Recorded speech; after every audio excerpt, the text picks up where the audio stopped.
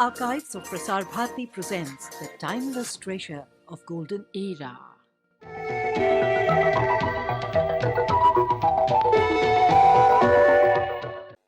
This week, mingle with dogs, monkeys, birds and other animals at the animal's friend. Go with the easy flow of Urdu calligrapher Riyaajuddeen Kuraishee's pen and listen to the story of the saint whose miracles make Matkapir a paradise of pots. The sign gives little indication of the extraordinary nature of this institution. Neither do the first sights on entering. You take in your sick pet, and competent doctors take over, administering to it. Nothing very unusual yet. A veterinary clinic, that's all. Dogs constitute the majority of patients here, which is in keeping with the trend at other animal hospitals in the city. You stay and watch the activities of the clinic for a while. It is only when you pass beyond the precincts of the clinic that you begin to realize that there's more to this place than meets the eye. The first sign is the graveyard behind the clinic. Reading the epitaphs on the headstones, you realize that this is not a burial place for humans, but for pets. It is probably the only such place you will find in Delhi, and it excites your curiosity. The messages are varying, some simple, some eloquent, but all poignant with feeling. You decide to investigate further, and in a small courtyard full of clamor, you discover the real heart of the animal's friend. Dogs of all shapes and sizes, some of them evidently afflicted, some of them evidently recovered from their afflictions, frolic and fight. Monkeys and puppies squabble over plates of food. Cats sun themselves, not particularly bothered by the excessively canine surroundings. The dogs, too, are quite indulgent to their traditional enemies. There are even birds, rendered flightless by injury, which flap about in their own private enclosure. And in the middle of it all, like a fairy godmother to all these creatures, scurries about a wizened old lady who, as she proclaims herself, loves all animals and very few human beings. Julie Singh came to India more than a quarter of a century ago, and this is where, to the good fortune of much of Delhi's animal population, she has decided to stay. You see, actually, I came to India as a tourist about 22 years back. And I was staying with a family as paying guest. And then they wrote to me always, please, you come down when you're free. I was working on the ship at this time, a ship hostess. So on my holidays, I came always to India and stayed with this family. Then it happened that I married her son. I married an Indian. So my husband, I have settled in Germany. I'm a German. And I'm here. He likes money and I like animals. So I say, you look after your business and I look after my dogs. So I'm very happy here. Ever since she discovered the animal's friend and decided that the name described her well enough for her to become part of it, she has looked after the inhabitants, permanent and temporary, of its shelter. In the process, with much love, she has nursed sick animals back to health, showing that nothing can match devotion to one's cause in bringing fulfillment. We are very variant. We take what comes. As may be small, as may be big. Sometimes also a hearty comes to us as a patient. And one time I was getting also a horse as a patient. But normally I used to keep dogs, cats, vulture, eagle, and puppies, and monkeys. I take everything. Somebody comes tomorrow and says, I got a tiger coop, I will take it also. This heart limit is for me, and we will look after it, we will feed it well, and I will keep it in my room or in my bed when it is needed. He is sick, because this is How I treat them, I bring them in my room first because it's warm, it is cozy. And I keep them in my bed to keep them warm. I'm talking about winter season. And then I feed them specially. I provide them with the medicine. And they mostly I associate in their treatment and they come okay. Like example here, I was getting first 10 eagles. And 9 are okay, and I let them fly, and only one is left. There's 2 vultures, I cannot, this eagle, I cannot, because he's handicapped. Wing is injured, it's broken, and the big vulture, he got only 1 wing. Though Julie Singh is the heart of the animal's friend, there are others who represents its other parts, and therefore enable it to function. Businessman Shiv Kapoor and his wife Dimpy, for example, constitute its head. We find animal lovers like Julie in number who are really out to help the animals. They come and they serve them. They give them treatment with their hands, they give them proper food themselves, like they come and serve them. And whereas there is another class who don't like animals at all, and there are people who create problems for us also because they don't like animals. But we have to undergo all that. There are And it's a certain part of generous the people, business. there are certain careless people who really do not love animals and they hate animals. And there are certain class of But we people have who to put really... this feeling in the people, the feeling of love. We are Indians, like we have to generate this feeling of love for the animals in our human beings, maximum now. You have to Because- educate the actually masses to take care of this. But it's a general awareness actually. Because And this is the breed, which cannot ask you that I am hungry. They can't ask you I am in pain. They can't say we are feeling cold. We have to feel it. Just the eyes, they tell us. And if we have, and if we can understand or we have a feeling towards them, we would know what they need, And man should do this. At least this much we should do because the animals do so much for us. Most loyal animals. Dimpy Kapoor's father, retired Major Amarjit Singh Uppal, takes care of the administration. Since this hospital was running, this institution was already in progress for the last 20 or 25 years. And Mr. Kapoor has been running. He is my son-in-law, so he came to me there at Jalandhar, where I was having a settled life. So he said, why not come along to the hospital and you look after the administration and do service to the animals. I accepted his proposal and I came here and I started looking after the administration of the hospital and also in the service of the animals. In the hospital side, we accept all the outpatient department cases, give them treatment, and we charge for that. In addition, we also admit the patients. Just like in case of human beings, the patients where they require hospitalized treatment. Similarly, in case of animals also, we admit the patients in the hospital for treatment, which normally runs from 5 to 15 days, 20 days, like that. In each of the functions, the people who make the animal's friend run find themselves beset by a number of difficulties. There is one that, however, overlaps on all their functions. They cost so much nowadays, and we have to, the animals which we have, their daily expenses is quite a lot regarding medicines.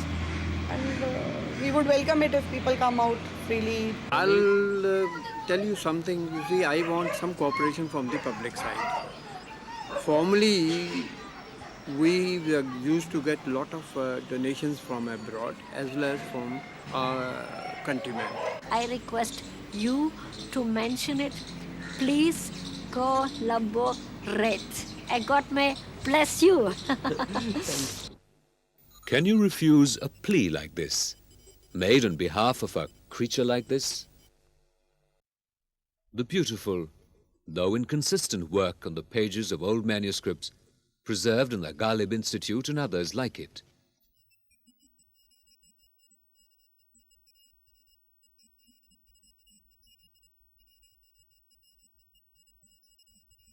the neat and elegant lettering on display panels, even the disordered scribble in a local daily.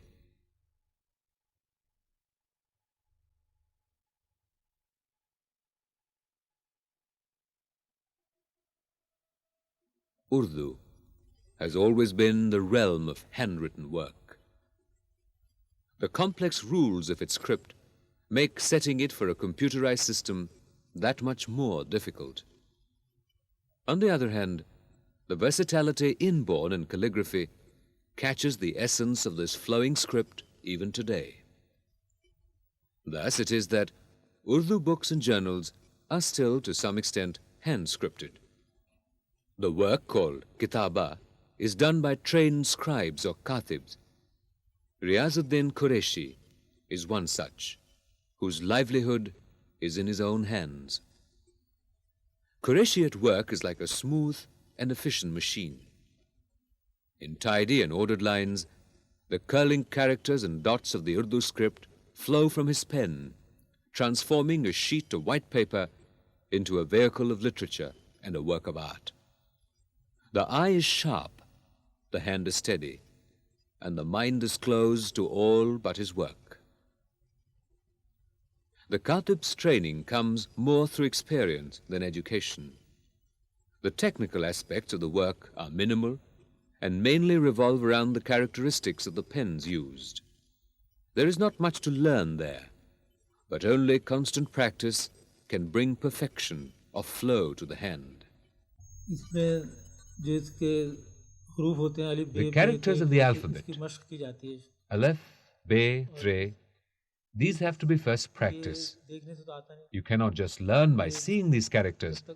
You have to practice writing them, and that too under the guidance of an ustad.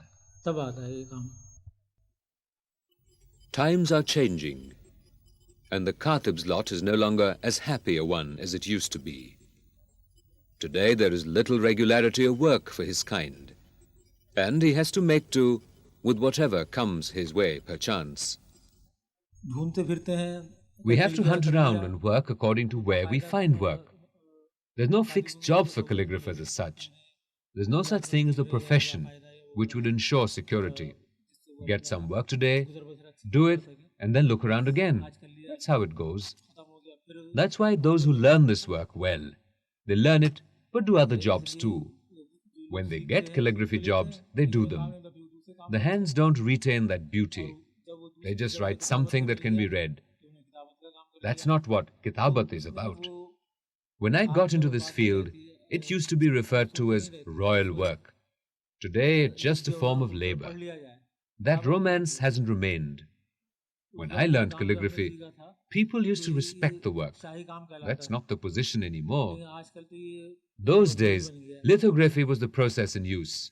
Today, it's all offset. People can no longer be katibs, like they used to be. Nowadays, you write anything, it's beautiful. But there's no longer that touch of class. Offset, too, is nothing in comparison to the kitabat of the past.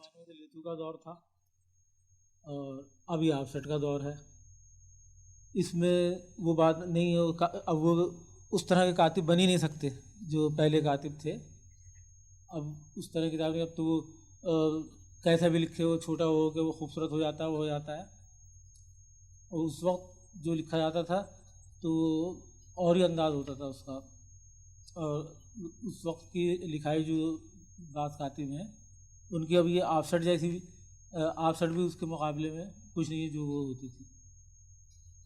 To today's generation, this may be drudgery, but once it was high art.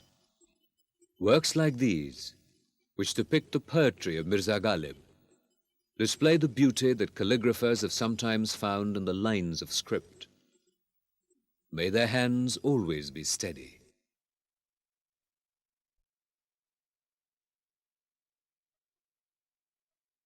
A casual passerby would wonder as to the significance of the sight of hundreds of earthen pots strung up in the branches of trees near the Pragati Maidan. Someone with time on their hands might go in for a closer look to find more and more pots everywhere. Indeed, it's almost as if they grew on trees around here, So all-pervasive are they.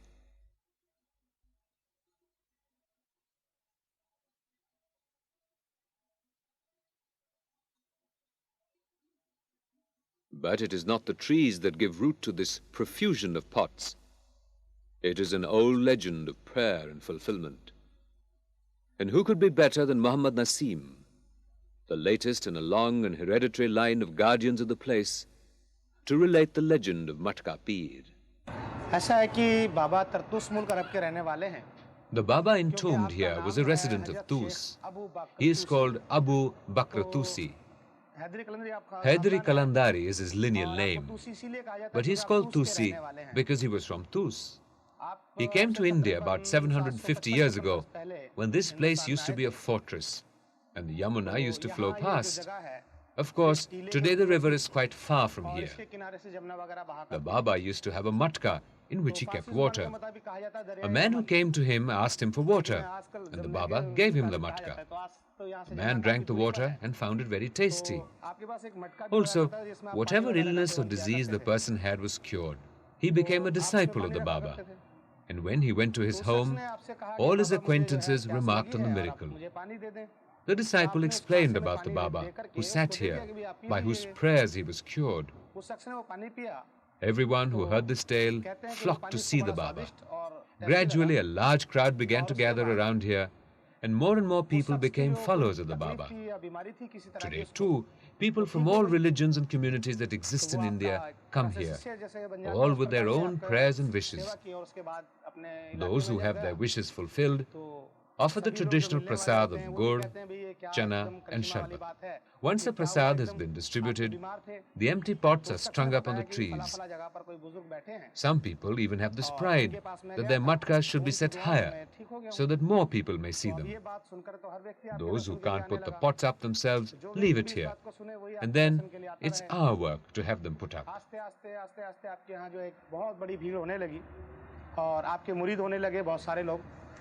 अब यहाँ पर हर मज़हब के लोग, हर मज़हब और मिलत के लोग यहाँ पर आते हैं। हिंदू, सिख, ईसाई, मुस्लिम और जितनी भी जातियाँ हिंदुस्तान में हैं, पारसी वगैरह सब, तो वो सभी लोग आते हैं और सभी लोग बाबा की मन्नत मानते हैं। तो जिन लोगों की मन्नतें पूरी हो जाती हैं, आज भी वो लोग यहाँ पर गुड़ चने का प्रसाद यानी कि तबरुक और शरबत तकसीम करते हैं। तो ये जब प्रसाद बांट दिया जाता है, तबरुक बांट दिया जाता है, उसके बाद मटका खाली हो जाता है और उस खाली बर्तन को लोग घर पर ना ले जा करके बाबा के यहीं पर टांग देते हैं। और कुछ लोगों में तो इस प्रकार की होड़ भी एक तरह से होती है कि भी हम अपने मटके को ज़्यादा ऊंचे से ऊंचा टांगें ताकि ज़्यादातर लोग देखें उसको। तो अपने हाथ से भी लोग टांगते हैं, लेकिन उसमें ख़ास करके ये बात है कि कुछ लेडीज़ें ऐसी होती हैं जो नहीं चढ़ा सकती हैं अपने हाथ से, तो वो सब लोग मटका यहाँ छोड़ जाते हैं और वो उसके बाद फिर हमारा काम है कि उसको हम टंगवा देते हैं या रखते हैं। The most attractive feature of the legend is that it does not restrict the fulfillment of wishes to any one community. Anybody can come and ask for their desire here, irrespective of their religion, and people of all religions do come here to pray. The only condition is the pot of prasad to be brought once a wish has been fulfilled. And going by the number of pots hanging from the branches around, the rate of success is quite high. Next week, the sound of music takes a few new twists and turns, and a 5-decade-old theatre of action.